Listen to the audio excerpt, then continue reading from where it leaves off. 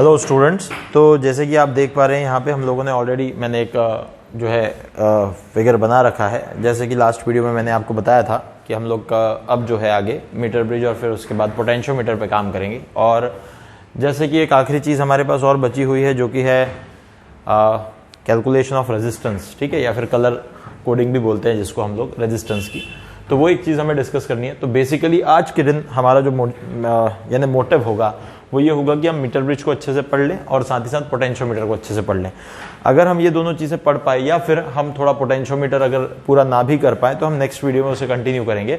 But हमारे पास अब 19 और 20 नंबर का जो वीडियो है ये कंप्लीटली जो है दोनों ब्रिजेस को डेडिकेटेड होगा और कलर कोडिंग को डेडिकेटेड होगा। और आखिरी के जो दो वीडियो हैं 21 और 22, इसमें आपको बहुत सारे क्वेश्चंस देखने मिलेंगे। हम बहुत सारे प्रैक्टिस क्वेश्चंस लेने वाले हैं लाइन से। तो ये सब बातों को ध्यान में रखते हुए आज का हम लोग अपना जो है वीडियोस को स्टार्ट करते हैं। To start with metre bridge, है ना। तो आप देख पा रहे होंगे बहुत ही अच्छा सा एक फिगर आपको दिख रहा होगा। यहाँ पे काफी ऐसी सारी चीजें दिख रही होंगी कि बहुत सारी इसमें तो क्या क्या चीजें लगी हुई हैं, है ना। हालांकि ये सिंपल है, बहुत सिंपल चीज है। मैं जैसे जैसे एक्सप्लेन करूंगा आप ध्यान रखना और आपको पता चलेगा कि it is very simple, very easy thing, it's not a big thing, है ना। तो सबसे पहली बात, हम स्टार्ट करने से पहले तो इसके नाम पे फोकस करते हैं। आप देख रहे हैं नाम इसका दिया हुआ है मीटर ब्रिज, मीटर ब्रिज। अच्छा, तो मीटर उठाया गया 1 मीटर की स्केल से और ब्रिज उठाया गया व्हीटस्टोन ब्रिज से, ठीक है। यानी इस सर्किट के अंदर दोनों का बड़ा इंपॉर्टेंट काम है, एक तो 1 मीटर स्केल का और दूसरा व्हीटस्टोन ब्रिज का। तो व्हीटस्टोन ब्रिज आप देख सकते हैं, व्हीटस्टोन ब्रिज शायद आप अभी नहीं देख पा रहे होंगे, लेटर ऑन आपको दिख जाएगा, बट आपको पता है व्हीटस्टोन ब्रिज क्या होता है ना। तो एक तो ब्रिज जो है वो व्हीटस्टोन ब्रिज से उठाया गया और मीटर जो है वो 1 मीटर की स्केल से उठाया गया। ये दोनों ही चीजें इसका बहुत इंपॉर्टेंट अभिन्न अंग हैं, अभिन्न अंग यानी इंपॉर्टेंट पार्ट है, ठीक है। तो हमें अब इस मीटर ब्रिज के लिए काम करना है। अब इस मीटर ब्रिज में सबसे पहली बात मैं दो बातें बता दूं कि it is an instrument which is used to determine the unknown resistance. यहां हमने एक्स लगा रखा है, that is unknown resistance. Basically किसी भी डिवाइस के अंदर कुछ अगर रेजिस्टेंस है जिसकी वैल्यू हम नहीं जानते या अननोन रेजिस्टेंस है तो हम बहुत आसानी से उसको मीटर ब्रिज से निकाल सकते हैं। तो सिंपल चीज ध्यान रखें, सबसे पहली बात, इस मीटर ब्रिज का बेसिक काम क्या है, तो भाई कोई अननोन रेजिस्टेंस को निकाल देना, ये हमारे मीटर ब्रिज का काम है। पहला पॉइंट तो ये हो गया। और दूसरी इंपॉर्टेंट चीज बोली है, it works on the principle of balanced Wheatstone bridge. तो मैंने वैसे भी कहा था मीटर ब्रिज है तो ब्रिज आ गया, ब्रिज का मतलब ये आ गया कि वो बैलेंस्ड व्हीटस्टोन ब्रिज पे काम करता है, मीटर यानी 1 मीटर की स्केल। अब दो बातें बड़ी इंपॉर्टेंट है। मीटर ब्रिज सबसे पहली चीज क्यों काम आता है, क्या काम आता है, तो किसी भी एप्लीकेशन में अगर कुछ अननोन रेजिस्टेंसेस छुपे हुए हैं उनको हमें अगर ढूंढना है, उनको निकालना है तो हम मीटर ब्रिज का यूज करेंगे। और दूसरी चीज, ये एक व्हीटस्टोन, बैलेंस्ड व्हीटस्टोन ब्रिज के प्रिंसिपल पे वर्क करता है, बैलेंस्ड व्हीटस्टोन ब्रिज के प्रिंसिपल पे काम करता है और दूसरा अननोन रेजिस्टेंस निकालने के काम आता है। अब ये अगर दो बातें हमारे दिमाग में क्लियर हैं तो हम इस सर्किट डायग्राम पे फिर से आ जाते हैं और इस सर्किट डायग्राम पे फोकस करते हैं। तो ये सर्किट डायग्राम क्या बता रहा है पहले उसको देख लेते हैं, ठीक है। तो एक सिंपल चीज आपको समझनी है, यहां पे कुछ जो बना हुआ है मैं उसको थोड़ा अच्छे से पहले बता दूं।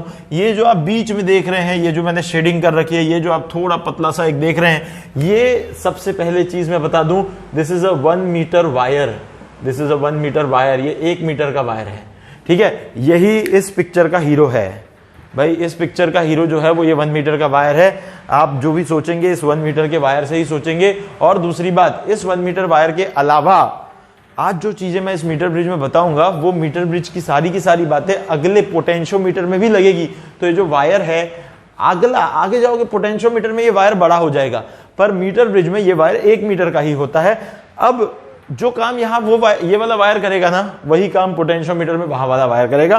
तो इसलिए मैं कह रहा हूं कि इस पिक्चर का हीरो ये 1 मीटर वाला वायर है, इस पे हमें सबसे ज्यादा फोकस करना है, ठीक है।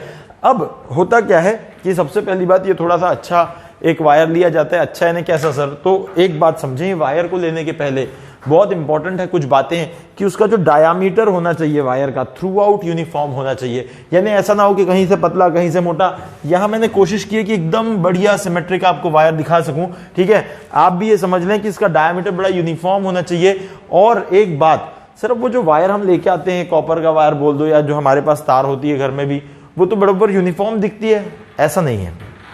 एक्चुअली क्या होता है, एक्चुअली वो यूनिफॉर्म दिखती जरूर है पर वो यूनिफॉर्म नहीं होती। पर सर ऐसा क्यों बोल रहे हैं आप कि ये यूनिफॉर्म होनी चाहिए? मैं बता देता हूं क्यों बोल रहा हूं। क्योंकि इस वायर का रेजिस्टेंस जो है आर वायर, इसका बहुत इंपॉर्टेंट रोल है यहां पे, इस वायर के रेजिस्टेंस का बहुत इंपॉर्टेंट रोल है। और रेजिस्टेंस जो होता है वो रो एल बाय ए होता है, इस चैप्टर के बिगिनिंग में आपने पढ़ रखा है। ए जो होता है वो वायर का एरिया ऑफ क्रॉस सेक्शन होता है। इसका मतलब अगर इस वायर का डायामीटर बार बार बदलेगा या यूनिफॉर्म नहीं होगा, इसका मतलब ये होगा कि जो एरिया है वो चेंज होता रहेगा, और अगर एरिया चेंज होता रहेगा तो रेजिस्टेंस जो है वायर का हर बार किसी पर्टिकुलर लेंथ में चेंज होता रहेगा। जैसे इतनी लेंथ का रेजिस्टेंस अलग, इतनी लेंथ का रेजिस्टेंस अलग, इतनी लेंथ का रेजिस्टेंस अलग, हर छोटी छोटी लेंथ अगर हम उठाएंगे तो उसमें हमें अलग अलग रेजिस्टेंस देखने को मिलेगा।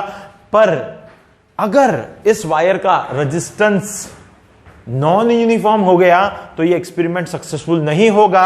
सबसे इंपॉर्टेंट बात, जो वायर यूज किया गया उसका रेजिस्टेंस बिल्कुल कांस्टेंट होना चाहिए, बिल्कुल यूनिफॉर्मली डिस्ट्रीब्यूटेड होना चाहिए, यानी उसका एरिया ऑफ क्रॉस सेक्शन बिल्कुल यूनिफॉर्म होना चाहिए अलोंग इट्स लेंथ, उसकी रेडियस एकदम यूनिफॉर्म होनी चाहिए अलोंग इट्स लेंथ। जब तक ये पैरामीटर्स आप अचीव नहीं करेंगे तो डेफिनेटली आपके इस एक्सपेरिमेंट में बहुत सारा एरर आएगा, रेजिस्टेंस वेरिएबल हो जाएगा, तो आपको जो रीडिंग्स हैं, जो अननोन रेजिस्टेंस की वैल्यूज हैं, वो सही नहीं मिलेगी। सबसे इंपॉर्टेंट एस्पेक्ट, ये वायर यूनिफॉर्म क्रॉस सेक्शन का होना चाहिए जिससे उसका रेजिस्टेंस बड़ा यूनिफॉर्म हो अलोंग इट्स लेंथ। रेजिस्टेंस कितनी छोटी सी छोटी लेंथ का भी रेजिस्टेंस उठा के देखोगे, अगर एक छोटी यूनिट लेंथ का रेजिस्टेंस देखोगे तो उतना ही मिलना चाहिए।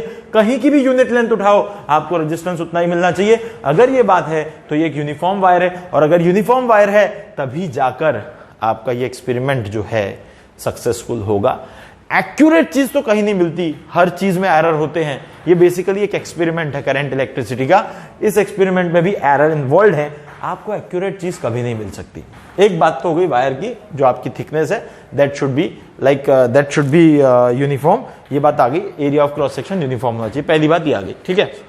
इसके बाद आपने एक और चीज नोटिस की होगी कि मैंने यहां पे ना ये थोड़ा ऐसा वायर ऐसा बाहर बाहर बना दिया, यहां भी ऐसा थोड़ा बाहर बाहर बना दिया, पर्पसफुली बनाया। चाहता तो मैं ऐसा पतला सा बना सकता था एक ही जगह, पर्पसफुली बनाया। होता क्या है, ये वायर के जो नीचे आप, ये मीटर स्केल को भी मत देखो, ये मीटर स्केल को भी मत देखो, ठीक है। ये स्केल जो लगी है ये सिर्फ यहां पे लेंथ मेजर करने के लिए लगी है। ये स्केल को अभी हटा के देखते हैं। तो इस वायर के साथ ये जो नीचे सर्किट आप देख रहे हैं, ये जो नीचे देख रहे हैं, इस नीचे वाले पार्ट को कहते हैं प्राइमरी सर्किट। इस नीचे वाले पार्ट को कहते हैं प्राइमरी सर्किट। अब ये जो प्राइमरी सर्किट है इसका क्या मुद्दा है, क्या मामला है इसका, तो प्राइमरी सर्किट के बारे में हम अच्छे से डिस्कस करेंगे। फिर ये जो ऊपर है, वायर के जो ऊपर दिख रहा है, this is called secondary circuit. तो एक्चुअली इस सारे खेल में, इस सारी पिक्चर में मेन रोल प्राइमरी सर्किट का है, और फिर कुछ चीजें प्राइमरी सर्किट से वायर को मिलती हैं जिसके थ्रू हमें सेकेंडरी सर्किट में अननोन रेजिस्टेंस एक्स मिलता है। मेन रोल प्राइमरी सर्किट का है। इस प्राइमरी सर्किट को पहले समझना होगा, इस प्राइमरी सर्किट पे पहले काम करना होगा। अगर आप थोड़ा फोकस करेंगे तो इस प्राइमरी सर्किट को मैं समझाने की कोशिश करूंगा। पहले सिर्फ प्राइमरी सर्किट पे काम करेंगे तो मैं यहां एक छोटा सा सर्किट डायग्राम बना देता हूं जो कि सिर्फ और सिर्फ प्राइमरी सर्किट को रिप्रेजेंट कर रहा है। आप देख सकते हैं यहां पे कुछ चीजें मैंने ऐसे की ऐसी लगा दी, उसका मिनिएचर ड्रॉ कर दिया। ये आपके पास वायर है। अब ये जो 1 मीटर का वायर है, इस 1 मीटर के वायर पे ये रियोस्टेट है, ये बैटरी है जिसका ईएमएफ ई है, और यहां पे ये, इसको हम कहते हैं की यानी बटन होती है। आप जैसे ही की को, ये डॉट को इंसर्ट कर देते हो, पहले ये ऐसा रहता है, यानी ओपन सर्किट हो गया, अभी करंट नहीं कंडक्ट होने वाला। जैसे ही आपने यहाँ पे एक डॉट बना दिया, इसका मतलब आपने की इंसर्ट कर दी। की इंसर्ट करते ही क्या हो जाएगा कि जो बैटरी है वो अपना कनेक्शन पूरा कर लेगी, यहाँ पे यहाँ पे जो लूप है वो क्लोज लूप बन जाएगा, और वहां करंट जो है वो सर्कुलेट होना शुरू हो जाएगा। ये की का सिग्निफिकेंस है। अब हमें कुछ बातें समझनी है, प्राइमरी सर्किट को अच्छे से समझना है, बिल्कुल बढ़िया से समझना है। अब मैं थोड़ा सा क्या करता हूं, एक सिंपल चीज करता हूं, थोड़ा एक काम करता हूं। अभी के लिए मैं रियोस्टेट को हटा देता हूं, इस रियोस्टेट को हटा देता हूं अभी के लिए, कुछ थोड़े समय के लिए, बस थोड़ा सिंप्लीफाई कर देता हूं इसको, रियोस्टेट को हटा देता हूं, ऐसा सर्किट बना देता हूं। ये बिल्कुल यही है, ये ए है, ये बी है। हाँ, मैं एक बात और बता रहा था, ये वायर मैंने ऐसा क्यों बनाया, यहां पे इतना ऐसा एक्स्ट्रा इधर और इधर एक्स्ट्रा ऐसा क्यों बनाया। एक्चुअली ये जो पट्टी है ना, ये कॉपर स्ट्रिप्स हैं, ये कॉपर स्ट्रिप्स हैं, दिस इज कॉपर स्ट्रिप, ये भी कॉपर स्ट्रिप है, ये भी कॉपर स्ट्रिप है। ये जो है ना, ये पट्टियां जो दिख रही, यहां से यहां, यहां से यहां, यहां से यहां, ये कॉपर स्ट्रिप एक्चुअली पता है क्या, इस पूरे एक्सपेरिमेंट को सपोर्ट देना प्लस कंडक्ट कराने के लिए लगाई गई। यानी क्या होता है, यहां से करंट कंडक्ट होता है, कंडक्ट होगा, करंट इस तरह से चलेगा, तो ये जो कॉपर स्ट्रिप है कहीं ना कहीं सपोर्ट देती है और कंडक्शन का काम भी करती है। तो ऐसे कॉपर स्ट्रिप लगा दी जाती है जिसपे हम अपना सेटअप जो है वो पूरा अरेंज कर लेते हैं। अब परेशानी कहां आती है, थोड़ा ध्यान से सुनो। ये जो चीज है ना, ये जो इतना बड़ा बड़ा चौड़ा चौड़ा दिखाया है, ये भी बात, ये भी चीज, ये पार्ट भी हमारे एक्सपेरिमेंट में एरर दे देता है। ये भी एक तरह का एरर है हमारे एक्सपेरिमेंट में। जैसे रेजिस्टेंस यानी इसका एरिया ऑफ क्रॉस सेक्शन का वेरिएबल होना, जैसे रेजिस्टेंस का वेरिएबल होना एक एरर देता है हमारे एक्सपेरिमेंट में, वैसे ही ये जो पार्ट है जहां कनेक्शन बनाया गया, जहां पे सोल्डरिंग की गई, यहां सोल्डरिंग की गई, यहां सोल्डरिंग की गई, यहां पे भी एरर होता है। क्यों एरर होता है पता है क्या? यहां ऐसा जब सोल्डरिंग करते तो ऐसा मोटा सा पार्ट जनरेट होता है, तो मोटा, यहां देखोगे तो यहां रेजिस्टेंस के लिए हमने एरिया ऑफ क्रॉस सेक्शन एकदम फिक्स रखना था, पर यहां ऐसा मोटा सा जनरेट हो गया, यहां ऐसा बड़ा सा, ऐसा बल्कि सा पार्ट जनरेट हो गया, ऐसा बल्कि सा पार्ट जनरेट हो गया। अब एक बात सोचो, ये जो मोटा सा पार्ट जनरेट हो गया, यहां तो ये वायर पतला सा है, यहां मोटा सा है, इतने पार्ट, इतनी लेंथ के अंदर तो बहुत ज्यादा मटेरियल आ गया।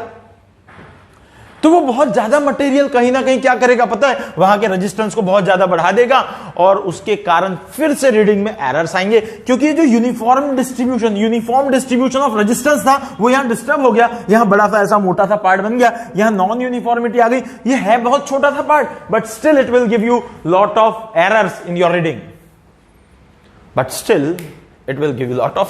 रीडिंग, तो ये जो मैंने ऐसा बड़ा सा बनाया है, मैं ये दिखाना चाहता था कि एरर होने के कौन कौन से चांसेस होते हैं इस मीटर ब्रिज एक्सपेरिमेंट में। एक तो वायर की नॉन यूनिफॉर्मिटी एक चांस होती है, और यहां जो कनेक्शंस बनाए गए हैं वो कनेक्शंस कहीं ना कहीं ऐसे बहुत ज्यादा हैवी सोल्डरिंग कर देने के कारण वहां बहुत सारा रेजिस्टेंस आ जाता है बहुत छोटी सी लेंथ के ऊपर, और वो रेजिस्टेंस भी कहीं ना कहीं सर्किट में रोल प्ले करता है और वो कर देता है आपके सर्किट के आने वाले रिजल्ट्स को खराब।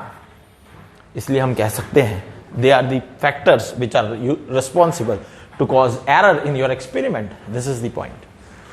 चलो, apart from that, अब मुझे पूरा फोकस करना है इस चीज पर। अब मुझे आपको सिर्फ प्राइमरी सर्किट को समझाना है। सबसे पहली बात, resistance of wire AB should be uniform, and that is RAB. This is RAB. RAB is the resistance of wire AB. इस पूरे वायर का रेजिस्टेंस जो है that is RAB।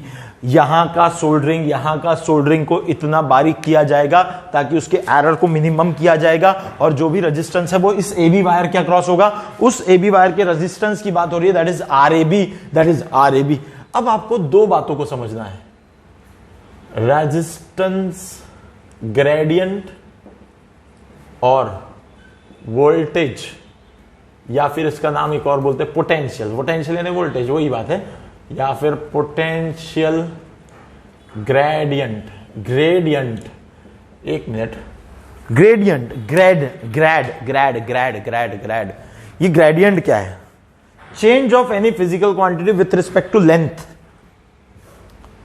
What is gradient of velocity? आपको याद है, viscosity chapter के अंदर आया। Gradient of velocity changing with respect to distance, with respect to length, with respect to height. ऐसे फ्लूइड फ्लो होता है जब, वहां वेलोसिटी ग्रेडियंट आता है dv by dy, या y हमने y डायरेक्शन का लिया था इसलिए dv by dy। y is the distance and dv, v is the velocity, change of velocity with respect to y। यहां पे भी रेजिस्टेंस ग्रेडियंट यानी change of resistance with respect to length of this wire, change of resistance with respect to, यानी आप ये कह सकते हैं, चेंज ना बोले, आप बोले रेजिस्टेंस पर यूनिट लेंथ, यानी किसी यूनिट लेंथ में कितना आया, तो रेजिस्टेंस पर यूनिट लेंथ यानी RAB upon L। This is nothing but the resistance per unit length. कितनी लेंथ में कितना रेजिस्टेंस, कितनी लेंथ में कितना resistance, resistance per unit length. हम इसको किसी लेंथ से मल्टीप्लाई करेंगे तो हमें उतनी लेंथ का रेजिस्टेंस मिल जाएगा। This is resistance gradient. और वैसे ही इस वायर के अक्रॉस जो पोटेंशियल ड्रॉप आएगा, भाई बैटरी लगा, इसका EMF E है, तो ये EMF E जो है ये ईएमएफ ई अगर हम देखेंगे तो कुछ पोटेंशियल ड्रॉप इस वायर के अक्रॉस देगा, क्योंकि उस वायर का खुद का रेजिस्टेंस है। एक तरह से आप चाहो तो इस पूरे वायर को एक रजिस्टर की तरह ट्रीट कर सकते हो, तो इससे कुछ ईएमएफ इसके अक्रॉस आ जाएगा। तो हम ये कह सकते हैं पोटेंशियल ग्रेडियंट यानी पोटेंशियल यानी VAB, potential drop across the wire and upon length यानी पोटेंशियल पर यूनिट लेंथ हम निकाल सकते हैं। एक तो हमने पहली चीज निकालनी है रेजिस्टेंस पर यूनिट लेंथ, दूसरी चीज निकालनी है पोटेंशियल पर यूनिट लेंथ, और वो भी वायर के लिए। वायर का जो रेजिस्टेंस है AB वायर का वो रेजिस्टेंस RAB है, resistance per unit length is RAB by L, और इसके अक्रॉस जो पोटेंशियल ड्रॉप आ रहा है वो आएगा VAB बाय L, VAB आएगा पोटेंशियल ड्रॉप, और पोटेंशियल पर यूनिट लेंथ जो आएगा वो आएगा VAB बाय L। इतनी बात दिमाग में भर लो, बस दो इंपॉर्टेंट चीजों को बहुत ध्यान रखना पड़ेगा, VAB by L, RAB by L, VAB by L, RAB by L. VAB by L is what? It is potential drop across the wire AB per unit length, and RAB by L is nothing but the resistance of wire AB per unit length RAB by L. ये दो बातें ध्यान रखो। अब क्या हुआ भाई, सबसे इंपॉर्टेंट चीज, यहां आपने एक बैटरी लगाई, ये बैटरी लगाने के बाद यहां इस पूरी की पूरी सर्किट में कोई और रेजिस्टेंस नहीं है सिवाय इस रेजिस्टेंस के, जो कि वायर का रेजिस्टेंस है। तो अगर कोई और रेजिस्टेंस है ही नहीं तो ये जो बैटरी का ईएमएफ है, क्योंकि बैटरी में भी हमने ईएमएफ दिया है, सीधे इंटरनल रेजिस्टेंस दिया नहीं है, तो जो भी बैटरी का ईएमएफ है वही आपको टर्मिनल पे मिलेगा। ये बात भी सोचो, याद करो, क्योंकि बैटरी के अंदर कोई इंटरनल रेजिस्टेंस आपने दिखाया नहीं है, इसका मतलब ये आइडियल बैटरी है, और ये आइडियल बैटरी के टर्मिनल पे जो पोटेंशियल मिलेगा वो उसके ईएमएफ के बराबर होगा। और जबकि बाकी जगह, यहां तो रियोस्टेट है, अभी बात इसकी नहीं करूंगा, मैंने ये वाली सर्किट बनाई है जिसमें रियोस्टेट नहीं बनाया है। यहां इस पूरे पार्ट में कोई और दूसरा रेजिस्टेंस नहीं है सिवाय वायर के, तो ये पूरा जो ईएमएफ है बैटरी का वही इस वायर के अक्रॉस आ जाएगा। यानी आप ये कह सकते हैं कि इस केस में जो VAB है वही ईएमएफ के बराबर है, इस केस में VAB जो है वही ईएमएफ के बराबर है। ये बात आप कह सकते हैं, ये बात आप कह सकते हैं, इसको समझें। यहां जो VAB है वही ईएमएफ के बराबर है, यहां पे जो पोटेंशियल ड्रॉप है अक्रॉस द वायर AB वही ईएमएफ के बराबर है, ईएमएफ ऑफ सेल के बराबर है। अब मैं एक काम ऐसा करूं, यहां मैंने एक बैटरी लगा दी, फिर से वही की लगा दी और लगा दिया रियोस्टेट। सर ये रियोस्टेट क्या होता है? कोई दिक्कत नहीं, बताएंगे। Rheostat is a device which gives you variable resistance, which gives you variable resistance. ठीक है, यहां पे आप जितना चाहो यहां रेजिस्टेंस आप ले सकते हो। रियोस्टेट जो है ना, मैं थोड़ा सा यहां बना के दिखाता हूं, हालांकि अपने पास अभी जगह कम है। ये दिखता है क्या? तो रियोस्टेट जो है ना वो इस तरीके का एक सिलेंडर टाइप का चीज होता है। यहां से ये ऐसा स्टैंड होता है, इसका ऐसा रख सकते हैं इसको जमीन पर हम, और यहां से ऐसा एक वायर निकला हुआ होता है, और ये वायर जो है ये ऐसे बहुत सारी वाइंडिंग कर रहा होता है इसके ऊपर, बहुत सारी वाइंडिंग, ऐसे डेंस वाइंडिंग होती है सिलेंडर के ऊपर।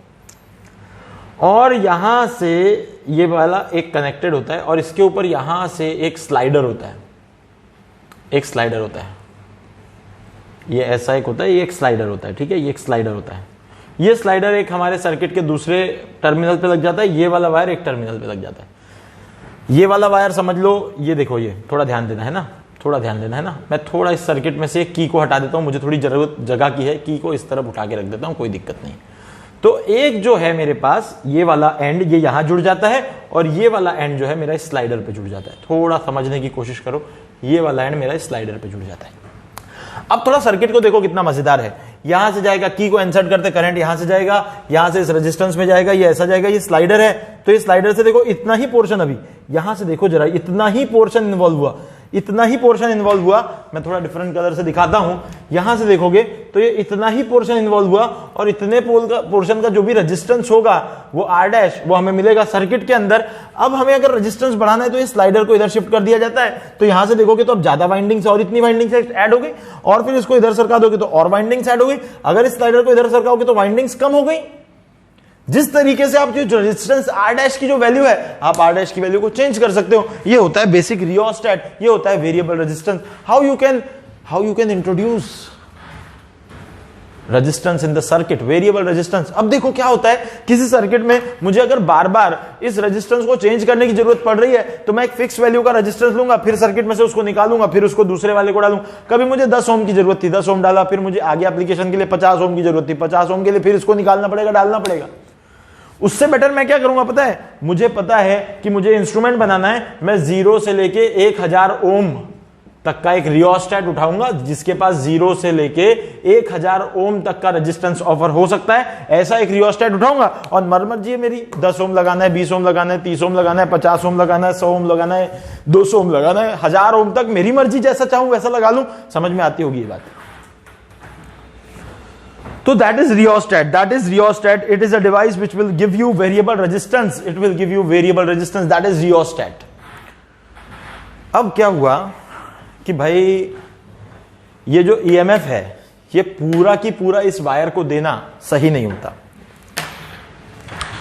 इतना सारा EMF, बैटरी किस लेवल की है क्या है ये हमें नहीं पता, पर इतना सारा EMF हम अगर एक साथ दे देंगे तो इट में कॉज सम प्रॉब्लम, जिससे हम इस डिवाइस को डैमेज कर सकते हैं। इसलिए कुछ रेजिस्टेंस आपको साथ में लगाना पड़ता है जिससे एकदम से पूरा EMF इस वायर पे ना आ जाए। इसलिए यहां एक रियोस्टेट लगाया जाता है, अपनी इस एप्लीकेशन को देखते हुए ही रियोस्टेट लगाया जाता है। डिपेंड करता है कि मुझे यहां पे किस तरीके की अरेंजमेंट चाहिए, उसके हिसाब से यहां रेजिस्टेंस डाला जाता है। अब जब ये रेजिस्टेंस डाला गया रियोस्टेट के थ्रू, मेरे ख्याल से ये सर्किट आपके समझ में आया होगा। ये रियोस्टेट है, ऐसे ही दिखता है। वेरिएबल रेजिस्टेंस कैसे ऑफर होता है, एक पार्ट इधर से सर्किट में जुड़ गया, दूसरा जो एक स्लाइडर है उससे जुड़ गया।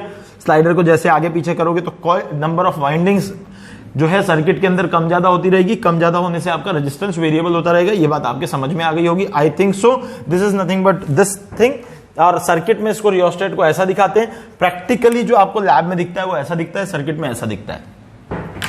रिप्रेजेंटेशन तो RH से होता है, RH ऐसा लिखते हैं। रियोस्टेट कहीं भी देंगे तो RH दिमाग में आ जाना चाहिए, it is nothing but a variable resistor, that's it.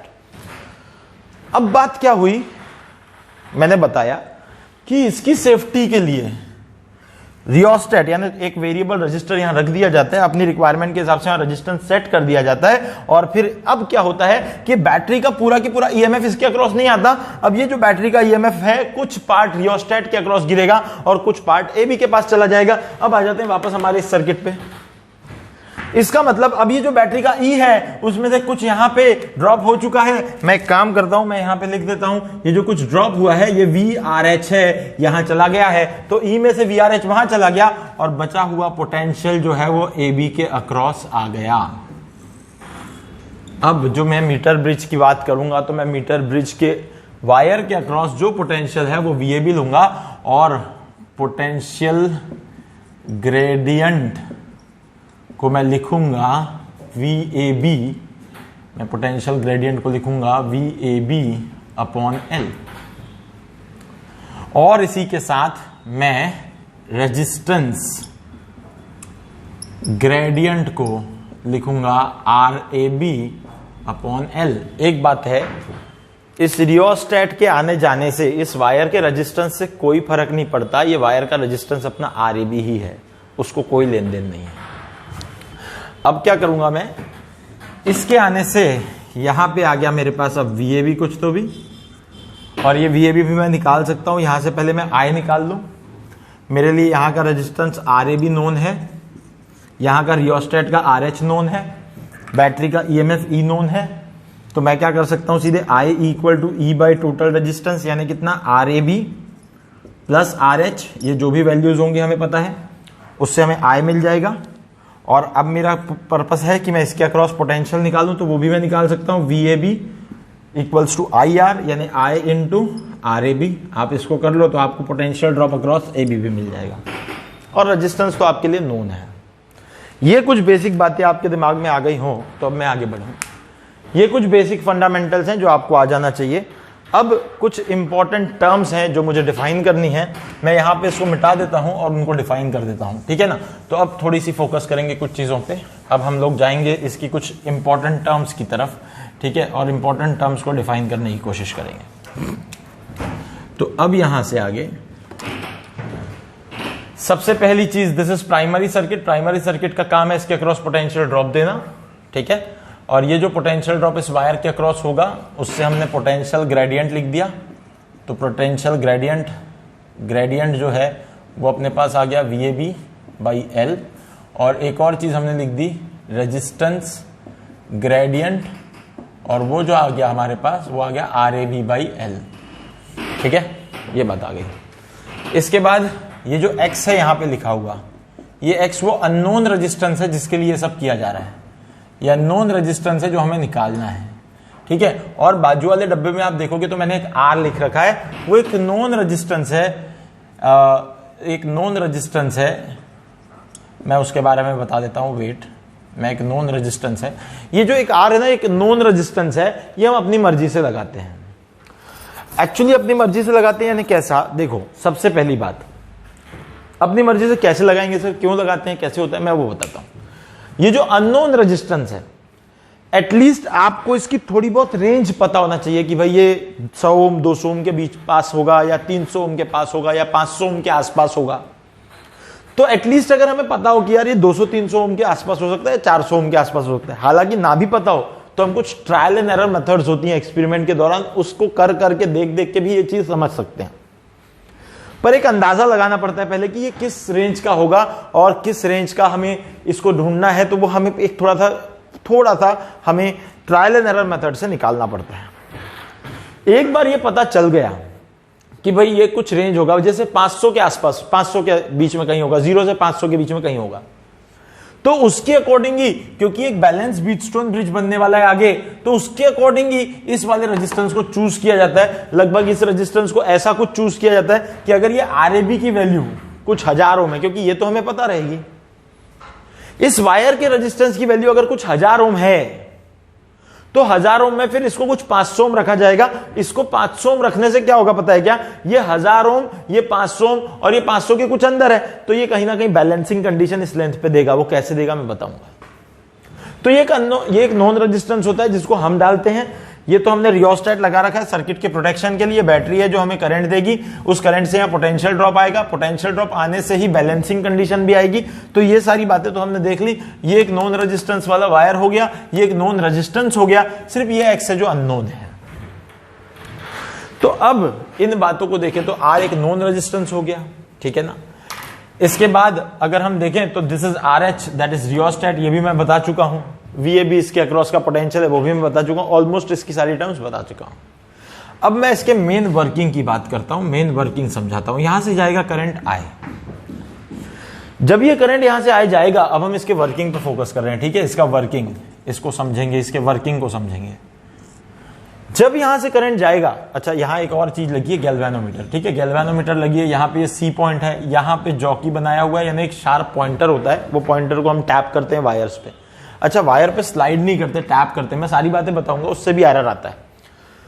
तो अब ये जो हमारे पास आ गया, मैं थोड़ा इसको भी, ये पोटेंशियल ग्रेडियंट आप समझ गए, VAB by L, resistance gradient भी समझ गए, RAB बाय L, ये सब हमने लिख रखा है यहाँ पे। तो ये आपको पता चल गया, इसको हटा दिया यहाँ से। इसके अक्रॉस पोटेंशियल VAB है, ये भी आपको पता चल गया है। तो इसको हटा देते हैं अभी फिलहाल, ताकि हम सर्किट को, इसको वर्किंग को अच्छे से समझ पाए, ठीक है।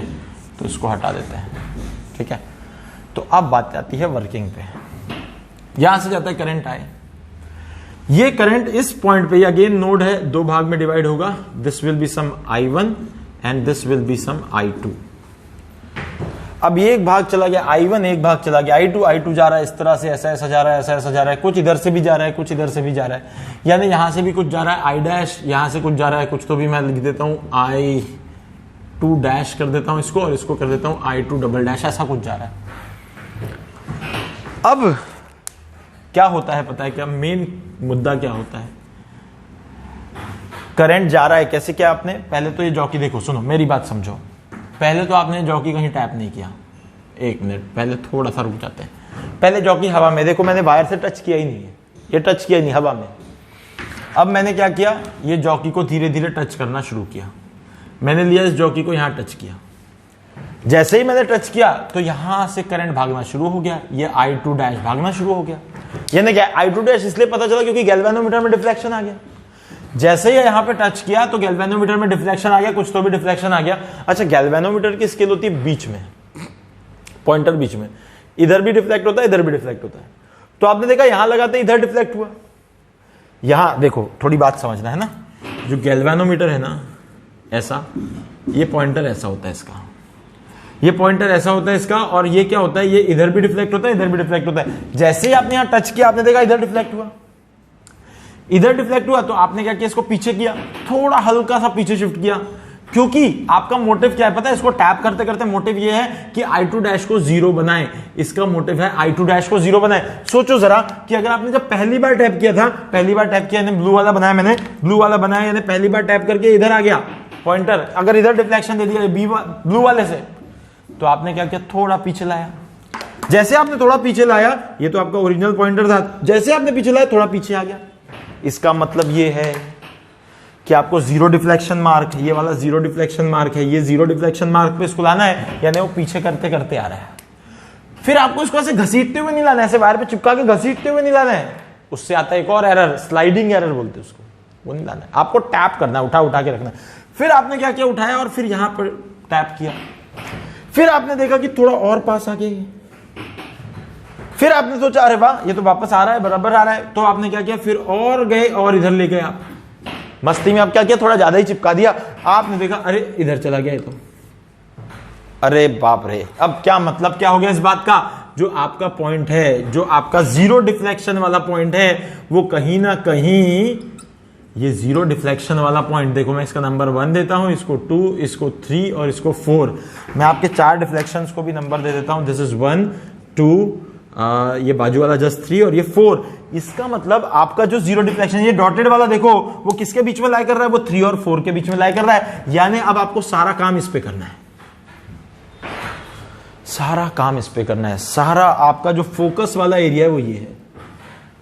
अब इस वाले एरिया को क्या करता हूं मैं, इधर लाता हूं और मैग्नीफाई कर देता हूं, देखो मैग्नीफाई करता हूं, ये मैग्नीफाई कर दिया मैंने, ये स्केल मैग्नीफाई कर दी मैंने, लो ये वायर को मैग्नीफाई कर दिया, और वायर को मैग्नीफाई कर दिया, ये वाला पॉइंट था आपका पॉइंट नंबर 4 और ये वाला पॉइंट था आपका पॉइंट नंबर 3। एक जगह आप यहां पे गए थे तो यहां पे आपको मिला, एक जगह आप यहां पे गए थे तो यहां पे भी डिफ्लेक्शन मिला। अब आपको इसके बीच में कुछ करना है। अब 4 यानी एकदम इधर चला गया, अब आपने फिर उठाया, कहां जाओगे, 4 के इधर जाओगे या उधर जाओगे, थोड़ा समझ में आता है, और इधर तो नहीं जाना है, उधर जाना है, तो आप क्या करोगे, थोड़ा 4 के इधर रख दोगे, आप देखोगे कि एक पॉइंट मिला, जस्ट इधर मिल गया 5, ये वाला 5। फिर आपको जीरो डिफ्लेक्शन के पास जाना तो थोड़ा सा और इधर रख दिया, तो थोड़ा इधर रखते ही क्या मिला, एक 6 मिला, जो आपको 6 मिला बरोबर जीरो डिफ्लेक्शन पे। इसका मतलब ये हुआ कि I2 डैश हो गया 0, इसका मतलब ये हो गया I2 डैश हो गया 0। अब मैं इसको हटाता हूं, इस सब को हटाता हूं, इस सब को हटाता हूं, यहां से ये एक पॉइंट आ गया, दिस इज पॉइंट नंबर 6, ठीक है, for 6 current through galvano is 0, current through galvano is 0 for this point number 6. Now let's eliminate these all things. This is that point, this is the special point we have got, this is the point 6, this is the point 6 at which galvanometer has given you a zero deflection. ये वो point है जहां आपको अब zero deflection मिल रहा है, ये वो थ्रू गैल्वानोमीटर 0 मिल रहा है। इसका मतलब यहां से करंट ऐसा जा रहा है और ये I2 डैश नहीं होगा, अब ये सिर्फ I2 होगा और ये वाला I1 होगा, इस ब्रांच में कुछ भी नहीं है। इसका मतलब ये है कि यहां से अब ये मीटर स्केल का अब रोल है, कितने दूर पॉइंट नंबर 6 मिला, कितने लेंथ पे पॉइंट नंबर 6 मिला, इसको आप बोल दोगे कुछ L1 लेंथ, और ये जो लेंथ बची होगी ये होगी 100 सेंटीमीटर माइनस L1 लेंथ। देखो जरा, देखो बड़ी मजेदार चीज है, बहुत मजेदार चीज है। आपको ये पॉइंट 6 देखना था, ढूंढना था, जिस पे आपको डिफ्लेक्शन मिलेगा 0। This is that point 6 at which you have got the zero deflection mark on the galvanometer, and now you have to count the reading on the metre scale. भैया L1 लेंथ कितनी है, आपको कुछ L1 length मिल गई। ये L1 length जो है it is that length on a meter scale which gives zero deflection in galvanometer, that is current in branch CD is zero. That is current in the branch CD is zero. Now ये जो point number 6 है, actually ये point number 6 जो है यही मेरा point DB है। यही मेरा कौन सा पॉइंट है? DB है। अब इस AD में कुछ रेजिस्टेंस होगा और उस DB में कुछ रेजिस्टेंस, पूरा AB का रेजिस्टेंस RAB है, पूरा AB का रेजिस्टेंस RAB है, तो मेरे पास AD का रेजिस्टेंस भी आ सकता है और DB का रेजिस्टेंस भी आ सकता है। आई होप ये आपने बना लिया होगा, तो I can use this space. मैं इसको थोड़ा मिटा देता हूं। आपने ये बना लिया होगा। अब यहां मैं कुछ बातें बताता हूं। जो आपको समझनी होगी। बड़ी सिंपल चीजें हैं, ये भी हम लोग वहां लिख चुके हैं। इसको मैं मिटा देता हूं, इसको भी मिटा देता हूं। ठीक है, ये 1 मीटर का वायर है, ये वाली बातें भी आपको पता है, रेजिस्टेंस का बारे में भी आपको पता चल गया। अब यहां से आगे देखो जरा।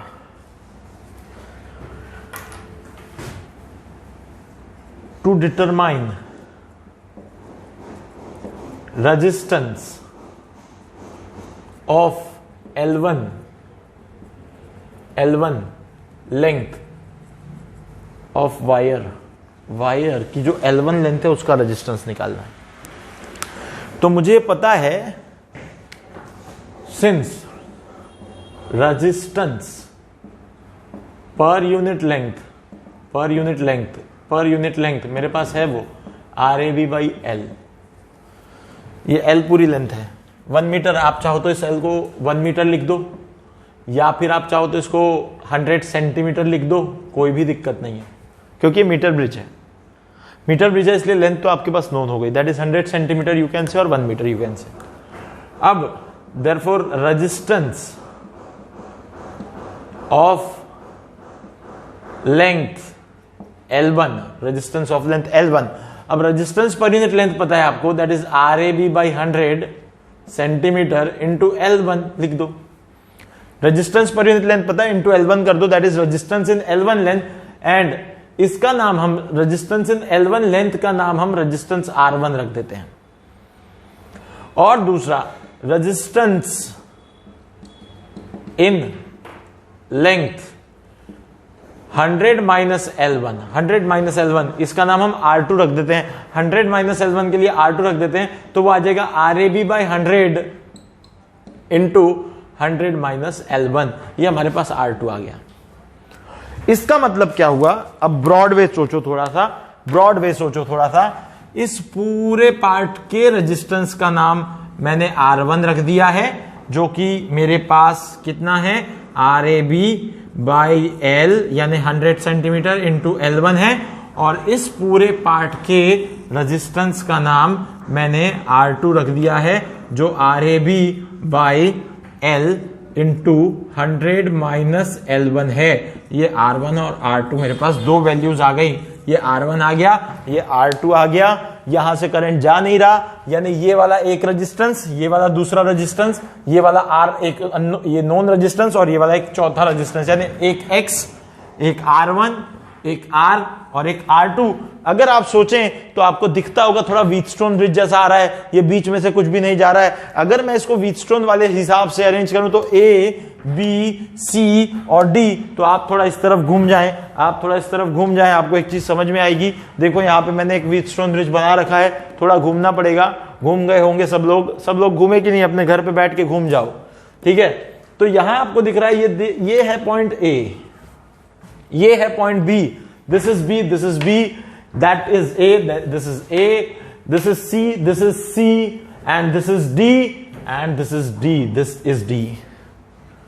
As this current is zero, galvanometer का करंट जीरो, यहां से जाने वाला करंट I1, यहां से जाने वाला current I2, as the current is zero, Wheatstone bridge is balanced, Wheatstone bridge is balanced. और जैसे ये व्हीटस्टोन ब्रिज बैलेंस्ड है, therefore you can have a equation x upon r1 will be equal to r upon r2, therefore x equals to r1 upon r2 into r. X is equals to r1 upon r2 into r, and as you know the value of r1 is rab by l into l1, value of r2 is rab by l into 100 minus l1. Just put the values, you'll get it.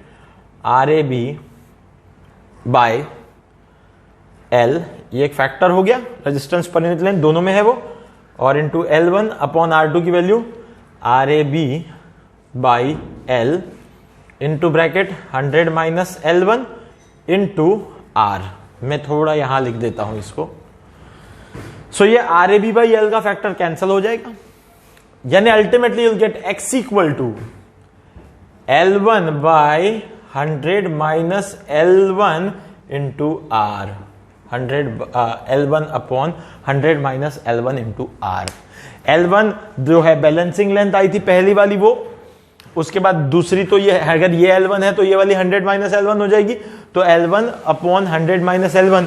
Basically अगर मैं इस 100 minus L1 को ही L2 बोल दूं, 100 minus L1 को ही L2 बोल दूं, तो यहां पे आप और सिंपल लिख सकते हैं L1 upon L2 into R। ये लो, ये भी एक फॉर्मूला बन सकता है। यानी बहुत सिंपल है, बहुत बेसिक चीज है, पर इतना सारा जो बताया गया वो इसलिए बताया गया कि हम अगले पोटेंशियोमीटर का काम कर रहे थे।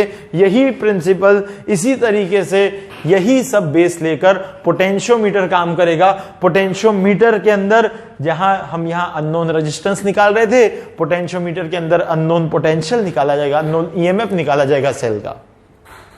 तो ये सारा मामला है, ये सारा खेल है इसके पीछे। और अब हम इसके आगे बढ़ते हैं, कुछ क्वेश्चंस करते हैं मीटर ब्रिज के, और फिर हम उसके आगे पोटेंशियोमीटर पे काम करेंगे, ठीक है ना। तो आई थिंक ये आपके बात समझ में आई होगी। अगर इसमें कोई डाउट है तो you can ask, very simple thing, but इसको समझना बहुत इंपॉर्टेंट है। आप अगर समझ जाएं तो चीजें बड़ी सिंपल होगी। अब इसको सीधा कर दिया हमने, ठीक है। तो अब हम आगे बढ़ते हैं, हम इसका कुछ क्वेश्चंस कर लेते हैं पहले तो, और फिर आगे बढ़ेंगे, ठीक है ना। तो आई होप ये आपके पास क्लियर हो गई होगी चीजें, और अगर कोई चीज क्लियर नहीं हुई होगी तो आप इसको भी डिस्कस कर सकते हैं, ठीक है ना। तो अब इसके बाद हम लोग आगे बढ़ेंगे, इस पे कुछ क्वेश्चन करेंगे। इसको पहले लिख लो, काफी सारा है, मैं इसको निकाल दूंगा, ठीक है ना। मैं इसको निकाल दूंगा, कोई दिक्कत, मैं इसको मिटा देता हूं अभी, ठीक है ना। तो हम इसके आगे बढ़ेंगे कुछ क्वेश्चंस को लेकर, ओके। तो okay, first of all right it.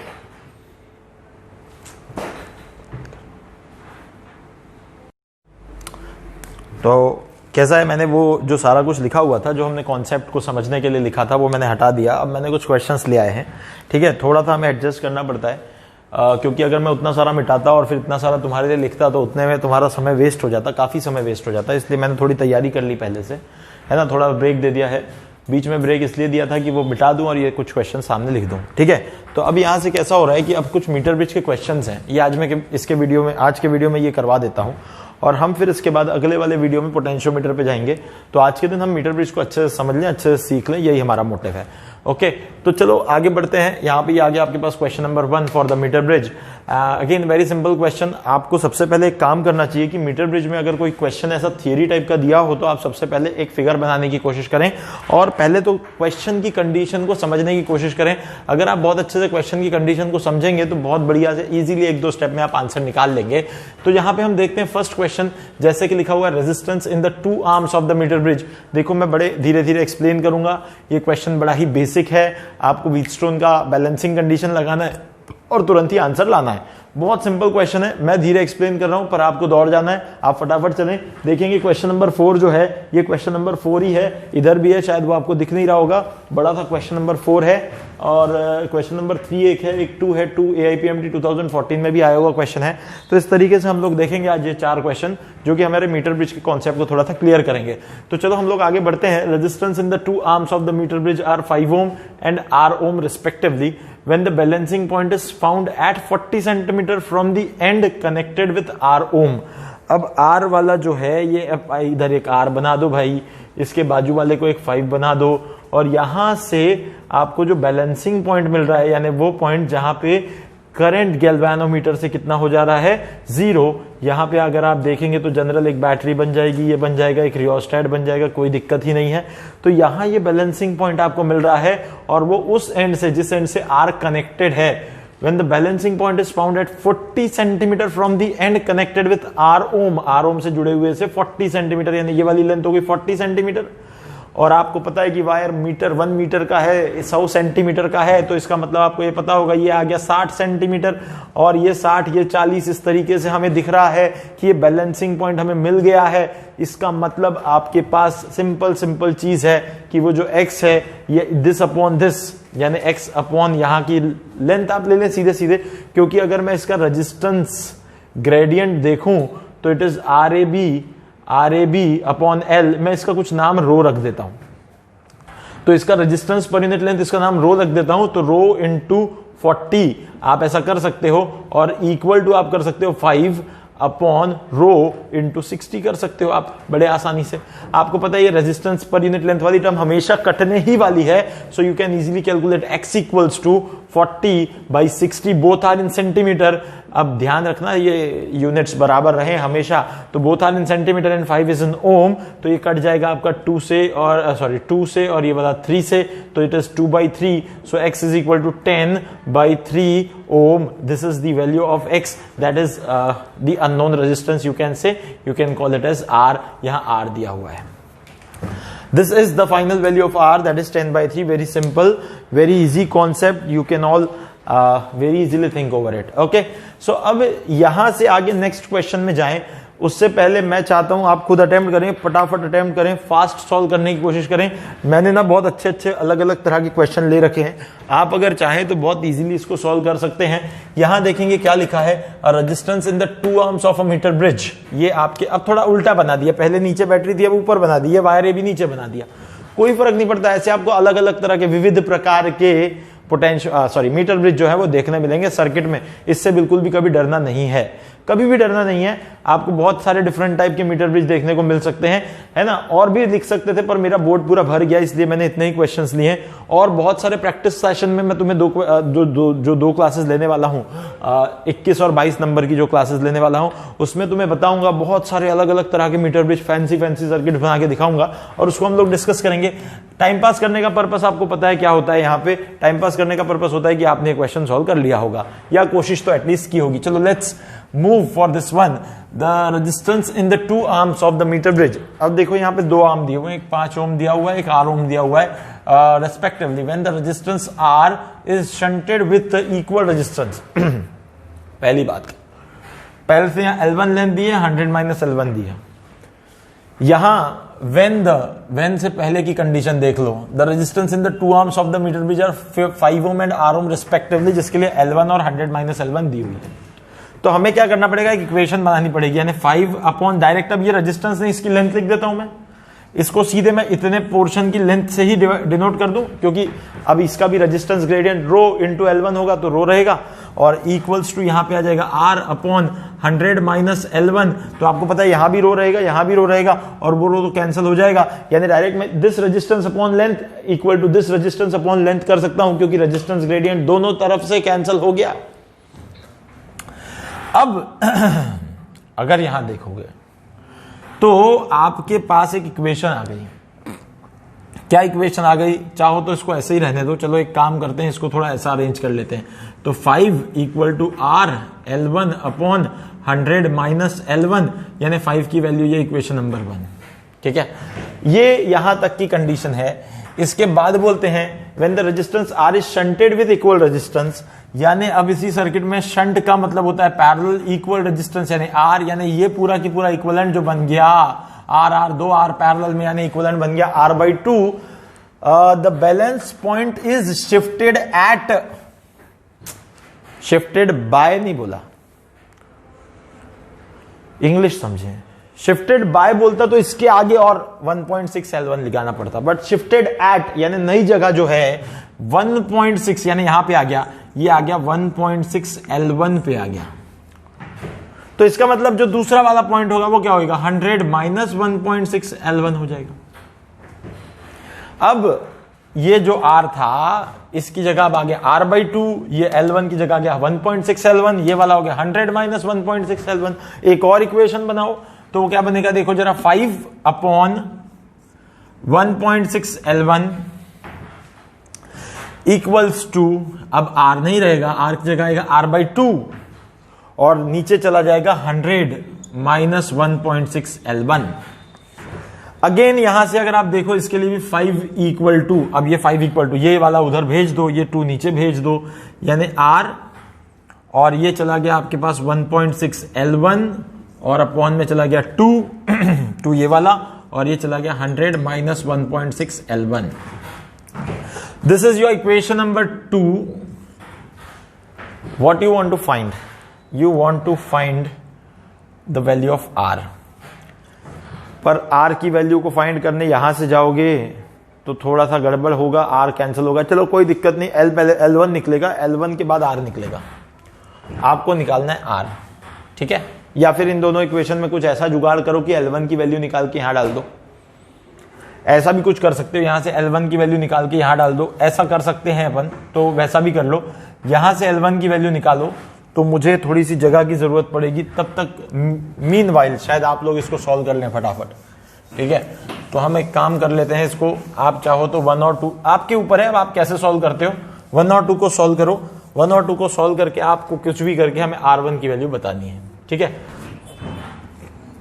मैं यहां से आ जाता हूं, from equation 1 I can write 500 minus L1 equal to RL1, 500 minus 5L1 equal to RL1, ठीक है।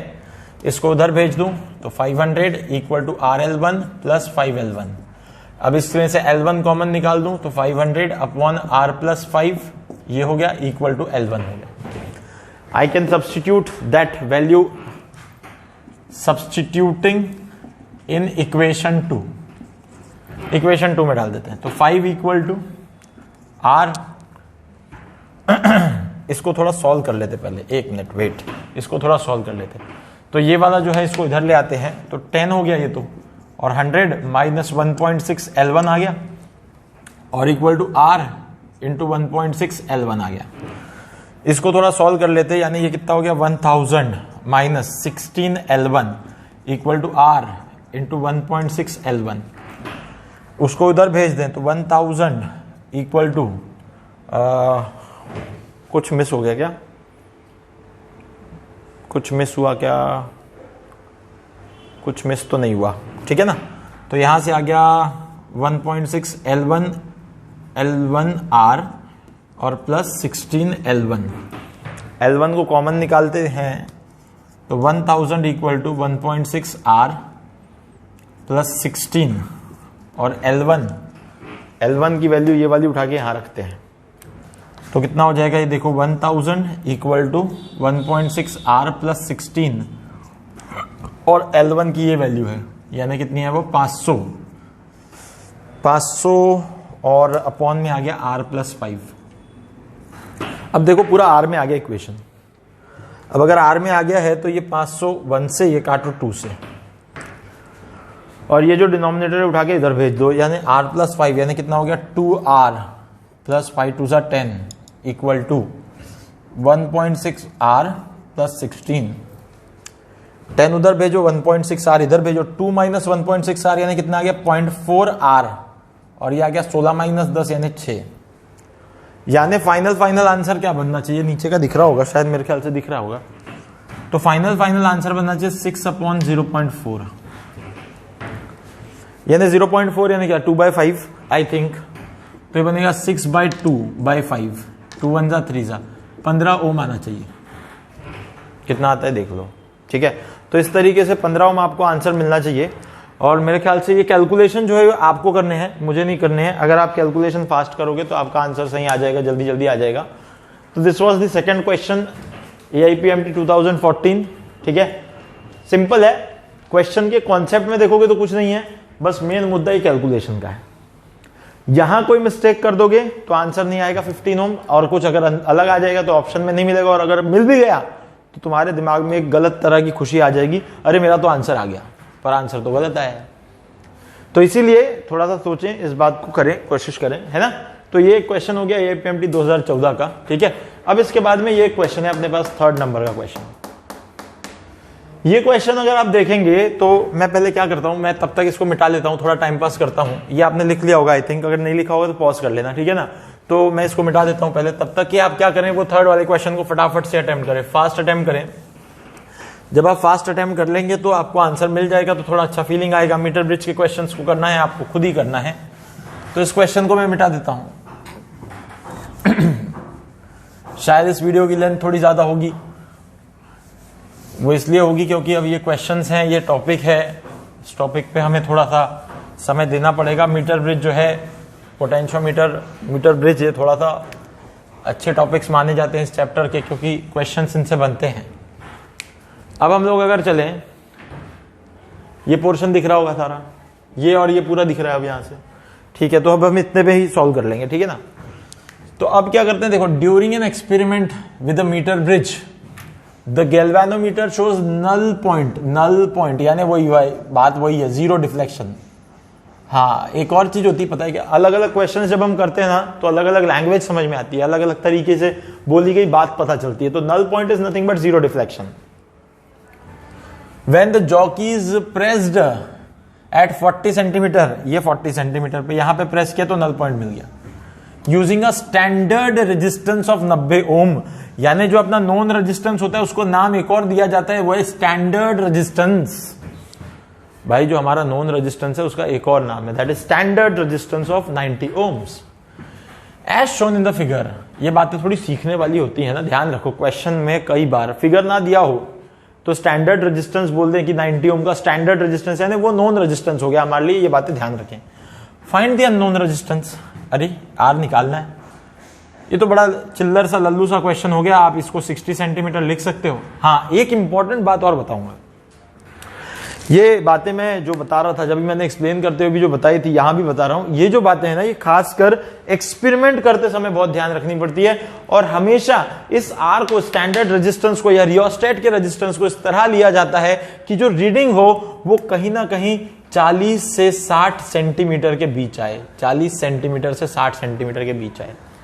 ये हमेशा ध्यान रखें, क्योंकि वहां एक्यूरेसी ज्यादा होती है, एग्जैक्ट रीडिंग तो नहीं आती, बट कुछ एक्सपेरिमेंटल चीजें हैं जिससे बात प्रूव हुई है कि भाई 40 सेंटीमीटर से 60 सेंटीमीटर के बीच अगर हम कुछ रखें इसकी रीडिंग्स को, तो हमें काफी हद तक एक्यूरेट रीडिंग्स मिलती हैं, काफी अच्छी रीडिंग्स मिलती हैं, उसमें एरर कम होता है। आपने बड़े आसानी से कर लिया होगा, ये R/40 लिख लो इक्वल टू 90/60 लिख लो, सेंटीमीटर कैंसिल हो गया, तो आप R लिख लो, वो आ गया 2/3, तो यहां पे आ गया 90, तो ये कट गया 30 से, ये आ गया 60 ओम, आंसर आ गया ये। इसमें कुछ था नहीं रखा, मेन मुद्दा तो इधर है। देख रहे हो क्वेश्चन, बड़ा मजेदार क्वेश्चन है। उसके अंदर 3 कंसेप्ट यूज हो रहे हैं।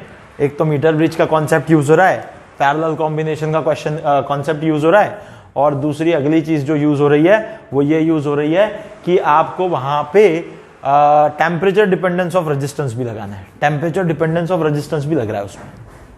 बड़े मजेदार क्वेश्चन है। आज का ये लास्ट क्वेश्चन होगा, इसको डिस्कस करते हैं, इसको सॉल्व करते हैं, और फिर हम लोग आगे बढ़ते हैं, नेक्स्ट वीडियो की तरफ जाएंगे। आज यहां रुक जाएंगे, ये आखिरी क्वेश्चन है, ध्यान दो इसको, बड़ा मजा आएगा, बहुत अच्छा क्वेश्चन है, मल्टी कॉन्सेप्चुअल क्वेश्चन है, हाइब्रिड क्वेश्चन है। इसमें बहुत सारी चीजों का एक साथ रिवीजन होगा, एक साथ आप 2-3 बातों को समझ पाओगे और 2-3 चीजों को एक साथ यहां लगा पाओगे। तो अब थोड़ा इस पे फोकस करें, है ना, अब थोड़ा इस क्वेश्चन पे फोकस करें। देखते हैं, चलो क्वेश्चन पढ़ते। पहले तो क्वेश्चन ही बहुत बड़ा है, पहले उसको पढ़ते हैं हम लोग। As shown in the figure, ये रहा फिगर, छोटू सा फिगर है, छोटा फिगर है। As shown in the figure, a metre bridge consisting of two resistors P and Q together in parallel with a metre long wire AB, P and Q, ये P A Q एक metre 1 metre long wire है AB, उससे parallel में 2 register लगे हुए हैं, ऐसा ये बताते हैं, ऐसा यहाँ थियरी में लिखा हुआ है। AB is a uniform cross section, AB का यूनिफॉर्म क्रॉस सेक्शन है, वही बात मैंने बताया था जिससे कि एरर ना आए। C is movable that can slide along AB, this is C, I think C is a jockey and that can slide along AB, ठीक है ना। The resistor P and Q and the resistance of the segment AC and CB of the wire constitutes forearm of the bridge, यानी मतलब ये कि ये AC एक resistance हो गया, यानी इन्होंने कहा भी R एक AC एक रेजिस्टेंस हो गया और R एक CB एक और रेजिस्टेंस हो गया, एक P हो गया, एक Q हो गया। तो मैं यहाँ इनकी इच्छा की पूर्ति कर देता हूँ, इसको एक बार 4 आर्म्स में दिखा देता हूँ। यहाँ पे आप देख लोगे कि ये एक रेजिस्टेंस है P, यहाँ पे एक रेजिस्टेंस है Q, ठीक है, यहाँ पे एक रेजिस्टेंस है आपके पास दैट RAC और यहाँ पे एक रेजिस्टेंस है दैट इज RCB। इनकी इच्छा की पूर्ति कर देते हैं। इस तरीके से मीटर ब्रिज बन गया है, यहाँ गैल्वेनोमीटर लगा हुआ है और इस तरीके से ये आपको दिख रहा है। अब यहां से आ गई ये बात, यहां तक आ गए। Length of AB is 100, we know that, भाई AB मीटर ब्रिज है तो 100 सेंटीमीटर का होता है। P की वैल्यू 4 ओम है, लिखी हुई है यहाँ पे। Q is a coil of wire with Q immersed in a melting ice, का मतलब ये है कि Q is immersed in a melting ice, का मतलब ये 0 degree Celsius. The null point is found to be at a distance of 40 centimetre from A, का मतलब ये 40 दिया है हमें। इसका मतलब हम लिख सकते हैं P upon LAC equals to Q upon LCB। लो सिंपल सिंपल, पहली बात तो यही आ गई, P upon LAC equal to Q upon LCB। बस ये दिया हुआ है अगर 40 centimetre from A, so Q is not given to us, P is given to us and length of AC and CB are given to us. We can calculate Q as P की वैल्यू दे दे हैं 4 और LCB की value जो देते हैं वो है 60 और अपॉन में 40, काट दो इसको, 3/2 1 जा 2, 2 3 जा 6, Q बना 6 ओम का, Q बना 6 ओम। ये एक बैलेंस पॉइंट आपको मिल गया, उसके हिसाब से Q बना 6 ओम, यानी इसका मतलब इधर तक तो कुछ था नहीं खास। अब मेन मुद्दा चालू होता है यहां से। यहां पे जो Q था उसको 0 डिग्री सेल्सियस पे रखा गया था, यहां उसको मेल्टिंग आइस पे रखा गया था, 0 डिग्री सेल्सियस पे था। अब इसके आगे की कहानी वहां शुरू होती है। When the coil Q is heated, अब जैसे जैसे ये Q को हीट करेंगे, आपको पता है जब रेजिस्टेंस को हीट किया जाता है तो उसका रेजिस्टेंस बढ़ता है, रजिस्टर को हीट किया तो रेजिस्टेंस बढ़ता है। जब ये रेजिस्टेंस बढ़ेगा तो ये 40-60 का मेंटेन नहीं रह पाएगा। जब ये 40-60 मेंटेन नहीं रह पाएगा तो कुछ करना पड़ेगा जिससे 40-60 मेंटेन रहे, क्योंकि यहां इन्होंने क्या बोला, When a coil Q is heated to 100 degree Celsius, a 100 ohm resistor is to be connected in parallel with Q। इसका मतलब देखो जरा क्या हुआ, P तो वैसा ही था, Q को हीट किया, उसके साथ एक और 100 ओम को लगाया, यानी ये कुछ तो भी Q डैश हो गया। इसके साथ पैरेलल में एक 100 ओम लगाया। 100 ओम लगाने के बाद की कथा क्या थी देखते जरा, ये A और B, वहां पे नीचे बैटरी, उसका काम नहीं है अभी हमारे पास। With Q in order to keep the bridge balanced at the same point. इसका मतलब ये कि वहीं पे 40 सेंटीमीटर पे ही बैलेंस रखा है, उसको 40 सेंटीमीटर पे ही बैलेंस रखा है, यानी ये फिर से 60 सेंटीमीटर हो गया, ये 40 ही रहा। यही रखने के लिए कुछ ऐसा क्यों लगा? हाँ देखो कॉन्सेप्ट को समझते हैं। जब आपने हीट किया तो Q की वैल्यू बढ़ी, जब आपने हीट किया तो Q की वैल्यू बढ़ी, वापस Q की वैल्यू को नीचे लाने के लिए उसके साथ कैसे लगाएं, सीरीज में लगाओगे तो Q और बढ़ जाएगा। कोई अगर रेजिस्टेंस सीरीज में Q के लगाओगे तो और रेजिस्टेंस बढ़ जाएगा, पर हमें उसको कम करना था। हीट करने के कारण, टेम्परेचर बढ़ाने के कारण resistance of Q increased, so that we have applied additional resistance of 100 ohm in parallel with Q, in parallel with Q dash. Actually वहां Q डैश आ गया क्योंकि चेंज हो गया ना रेजिस्टेंस टेम्परेचर बदलने से। अब वापस हमें वो रेजिस्टेंस, इक्विवेलेंट रेजिस्टेंस कुछ ऐसा मिला, यानी मैं इसका नाम लिख देता हूं Q डबल डैश। इसका इक्विवेलेंट वैल्यू कुछ ऐसा मिला, इसका इक्विवेलेंट वैल्यू कुछ ऐसा मिला कि बैलेंस पॉइंट वही रहा। P के साथ कोई छेड़छाड़ हुई है क्या? नहीं हुई, वो तो उतना ही था। इसका मतलब ये Q डबल डैश हमें ये क्यू डबल डैश को देखना चाहिए। अगेन अगर आप देखोगे तो जो क्यू डबल डैश यानी आप देखो जरा P बाय 40 वही था, क्यू डबल डैश बाई 60, तो आपको ये पता चल रहा होगा कि क्यू डबल डैश जो है वो इतना ही आएगा। कितना आएगा? 6 ओम्स आएगा। ये तो वही रहा, उतना ही रखना था ना हमें। बट जो क्यू डबल डैश है वो किसके साथ बना? वो क्यू डैश और 100 के पैरेलल कॉम्बिनेशन से बना।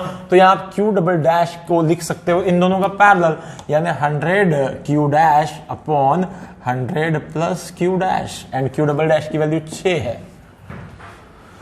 तो 100 Q dash upon 100 plus q dash. Now first of all find q dash.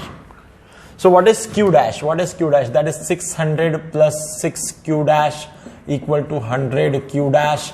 भेज दो इधर, तो 600 equal to 100 q dash minus 6 q dash, यानी q dash आया 600 बाय 100 माइनस 6 करो तो 94। तो q dash कितना आता है? 600 बाय 94, बताओ जरा। 600 बाय 94 करो, कितना आता है क्यू डैश? 600 बाय 94 बोलो भाई बोलो। 600 बाय 94 करेंगे 6.38 ओम इतना आता है। पर एक बात सुनो जरा, क्या है क्यू डैश? है क्या क्यू डैश? क्यू डैश क्या है? क्यू डैश तो वो रेजिस्टेंस है जो Q का 100 डिग्री टेम्परेचर राइज करने के बाद आया था। जब Q का टेम्परेचर 100 डिग्री राइज किए थे तो एक टेम्परेचर बढ़ाने के बाद नया रेजिस्टेंस मिला था, वो था Q डैश। तो हमें पता है R at any temperature T equal to R at 0 degree into 1 plus alpha delta T, यानी R at any temperature T is nothing but Q dash. और जो Q था देखो वहां लिखा हुआ है, कहीं तो भी लिखा हुआ है, कहीं तो भी लिखा हुआ है, देखो देखो देखो देखो देखो देखो कहीं तो लिखा हुआ है मेल्टिंग आइस का मतलब मैंने बताया था 0 डिग्री। पहला वाला जो Q का वैल्यू था, वो जो Q का वैल्यू पहला वाला था 6 ओम्स, वो 0 डिग्री पे था। यानी ये अपने पास 0 डिग्री वाला 6 ओम का जो वैल्यू है, ये R0 यानी ये हमारे पास Q है जो कि 6 ओम है। 0 डिग्री से 100 डिग्री गए तो डेल्टा T भी 100 डिग्री सेल्सियस हो गया। और आपसे पूछा गया कि अल्फा क्या है। I think you can put the value, but चलो मैं बताता हूं। 6.38 ये आ गया Q dash equal to R0 यानी 6 1 प्लस अल्फा डेल्टा T यानी फिर से 100। ये आ गई अपने पास वैल्यूज, बस उठाओ यहां डालो तो ये क्या आएगा 6 या फिर इसको मल्टीप्लाई कर लेते तो 6.38, ये 6 में से 6 इंटू 1 करेंगे तो -6 इधर भेज देता हूं तो 600 अल्फा आ जाएगा।